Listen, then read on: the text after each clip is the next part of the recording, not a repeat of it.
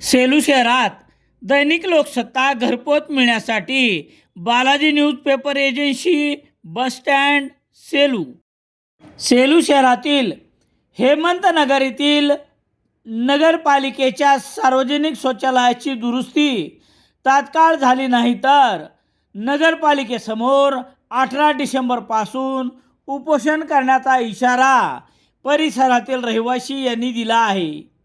याबाबतची माहिती याप्रमाणे सेलू शहरातील हेमंतनगरमधील नगरपालिकेच्या शौचालयाची अवस्था अत्यंत दयनीय झाली आहे।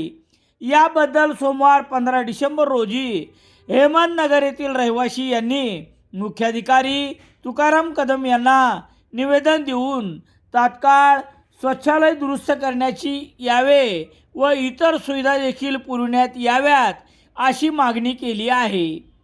हेमंतनगर येथे पालिकेने सार्वजनिक शौचालय बांधले, पण मागील अनेक दिवसापासून सदरील शौचालयाचे दरवाजे मोडकळीस आले आहेत।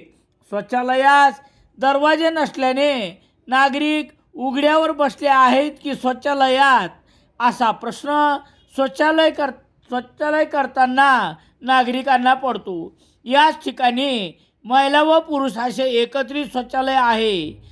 या दोघांमध्ये असलेले लोखंडी पत्रे निकामी झाले असल्यामुळे उभयतातील अंतर स्पष्ट दिसत असल्याने हे शौचालय असून नसल्यातच जमा आहे। नगरपालिका प्रशासनाकडून अनेक वेळा येथील शौचालय केवळ सर्वे करण्यात आला, प्रत्यक्षात काम मात्र अद्याप सुरू झाले नाही। सेलू नगरपालिका स्वच्छता अभियानामध्ये मराठवाड्यात दुसऱ्या क्रमांकावर असली तरी प्रत्यक्षात मात्र कितीतरी पटीने मागे आहे, हे या स्वच्छतागृहाच्या असलेल्या गैरसोयीवरून लक्षात येते। येथील स्वच्छतागृहात शौचालयाच्या इतर सुविधा, पाणी, लाईटच्या सुविधा देखील पुरेशा नसल्याने परिसरात अंधाराचे साम्राज्य आहे।